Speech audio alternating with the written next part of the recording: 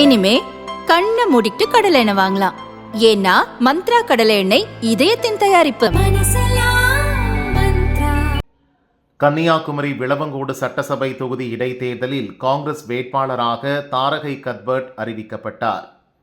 கத்தோலிக்க கிறிஸ்தவரான தாரகை கத்பர்ட்டுக்கு கேரளாவை சேர்ந்த கத்தோலிக்க பிஷப் சிபாரிசு செய்துள்ளார்.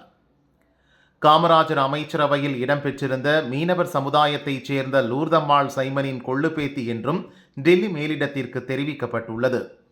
இந்த அடிப்படையில் தாரகை கத்பர்ட்டுக்கு சீட் வழங்கப்பட்டதாக தெரிகிறது. தாரகை கத்பர்ட் சிறந்த பேச்சாளர் என்பதால் அவருக்கு மீனவர் சமுதாயத்தினர் மத்தியில் வரவேற்பு உள்ளது. லூர்தம்மாள் சைமன் காலத்திற்கு பின் மீனவர் சமுதாயத்திற்கு காங்கிரஸில் வாய்ப்பு தரப்படவில்லை.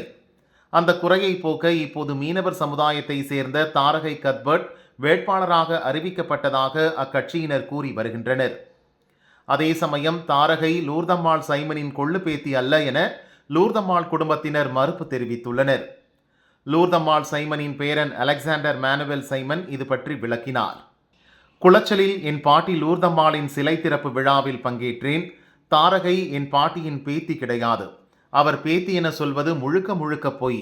இது மீனவர் சமுதாயத்தினர் அனைவருக்கும் தெரிய வேண்டும். பொய்யான தகவலை ஆதரிக்க வேண்டாம். விளவங்கோடு தொகுதியில் மீனவர் சமுதாயத்தைச் சேர்ந்தவர் போட்டியிடுவது சந்தோஷம்தான். ஆனால் பொய்யான உறவை கொண்டாடி அரசியலில் முன்னுக்கு வருவதை நானும் என் குடும்பத்தினரும் கண்டிக்கிறோம் என லூர்தம்மாளின் பேரன் கூறினார்.